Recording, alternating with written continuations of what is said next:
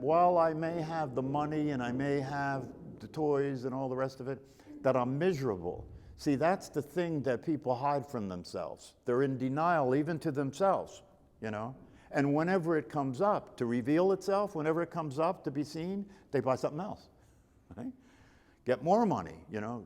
Do the more different and better thing whenever you feel empty and insecure and like something's missing.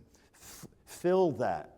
Fill the void, you know, with money and possessions and busyness, you know, and highfalutin ideas and all the rest of it, you know. So you can talk yourself into a dream that's sufficient for you to be satisfied, even though you know that underneath that there's still an understanding that you're miserable, that this is not fulfilling, that this is not happening, that you're still neurotic, that your relationships really don't work, that you're putting up with a lot, that you're tolerating a lot, that you're struggling a lot, right?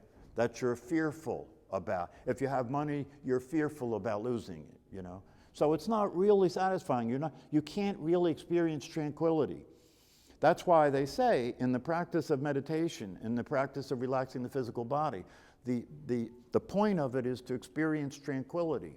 The experience of tranquility is possible when you are allowing yourself to notice the reality of what you are. The reality of what you are is tranquil right now. The reality of what you are is peaceful right now. It's happy right now. It's satisfied right now. It's fulfilled right now, right? And so if you're interested in that possibility, if that's something that calls you, if that's something that offers you something that looks like it could be the real deal, the thing that would really fulfill the possibility of the life you're living, then you start to pursue it. You become a seeker. You know, you start reading about it. You start doing practices. You start trying to get there. Now, this is the interesting part of the whole situation, right? Because given the conditioning that you've been through, it occurs to you that the way to get to where you already are, it occurs to you that the way to get to where you already are is to leave where you already are and go somewhere else.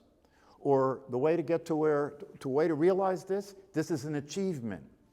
This is an achievement. You're going to achieve something when you wake up. And in order to achieve something, what do you have to do? You have to do things. You have to do a lot. You have to do more. You have to do the right things, right? That's the conditioning, right? So that's what you're doing. You can't do anything else. You know, if you're going to be totally honest, you're coming here to try and get the answers, understand it enough that if you get enough information, you understand it enough, then you'll be there, right? But all that is still coming from the idea that you're not there now, isn't it? And do you notice, even though you get the concept, if I say to you, you're not there now, you can get the concept, right? And then you go right back into trying to get there.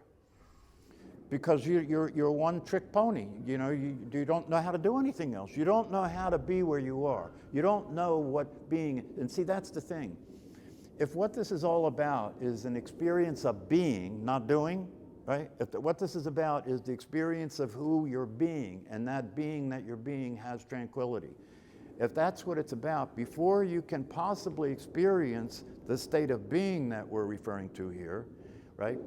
You have to deal with the question of your identity, don't you? As long as your identity is grounded in an illusion, as long as your identity is grounded in conditioning, right?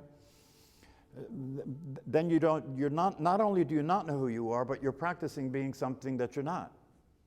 You're literally constantly practicing being something that you're not. So you haven't even dealt with that I don't know who I am. You know what I mean? You haven't even dealt with that.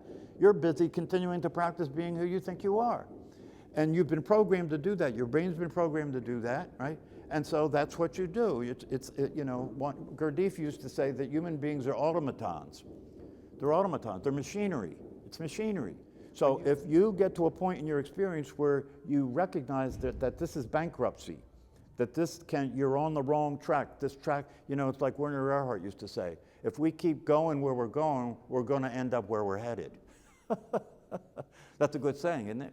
If you keep living your life the way you're living it, it's going to end up like most human lives do. And they're predictable.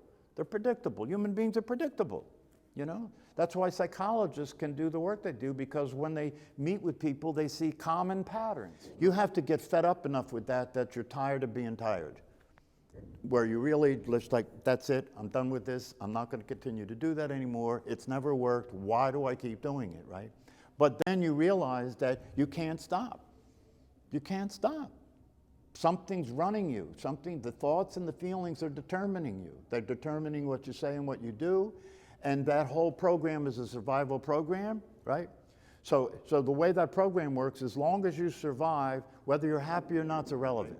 Work on your feeling, work on your emotions. Find out what your trauma was all about and heal that trauma so you can be freed up to be normal, to behave in a healthy way. Start examining your thinking, like cognitive therapy. Start examining your thinking. See how your thinking is irrational, right? So you can change your thinking, right? The problem with that is that, and this is the interesting thing about it, the problem with that is even if it works temporarily, in the long run it will fail. You know why? Because the way that you have to pay attention to be successful with that is something you can't maintain.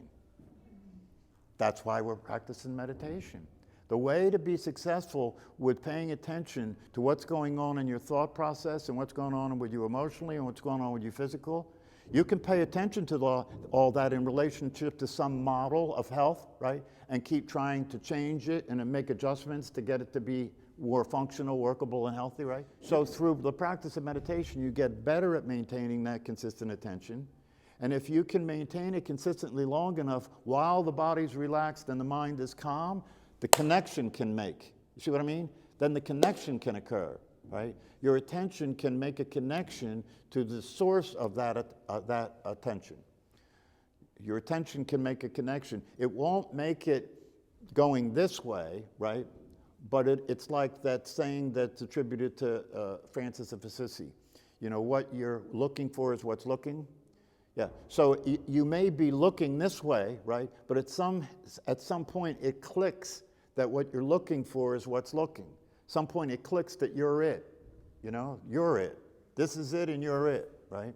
And when that clicks, it's like, oh, now that's a whole different paradigm. You know what I mean? That's something turned there.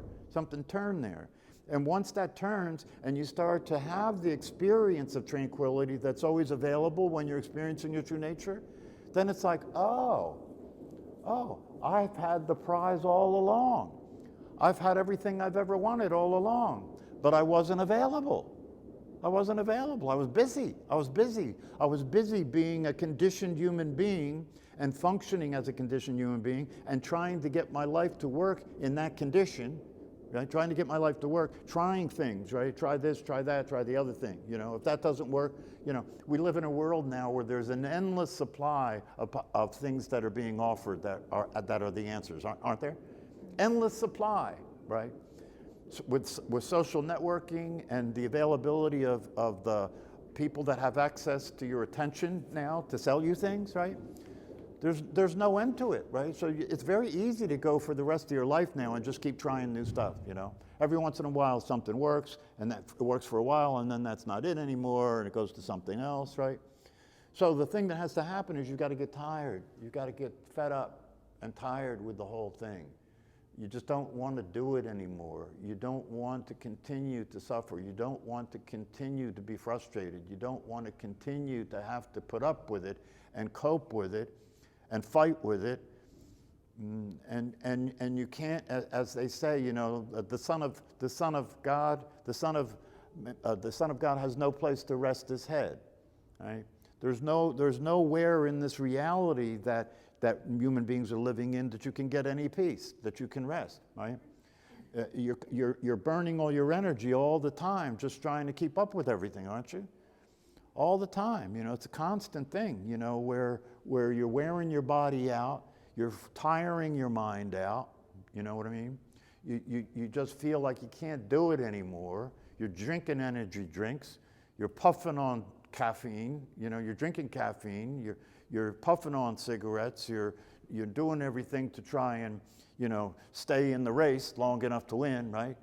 And all along, you know, all you have to do is look around and see nobody's winning.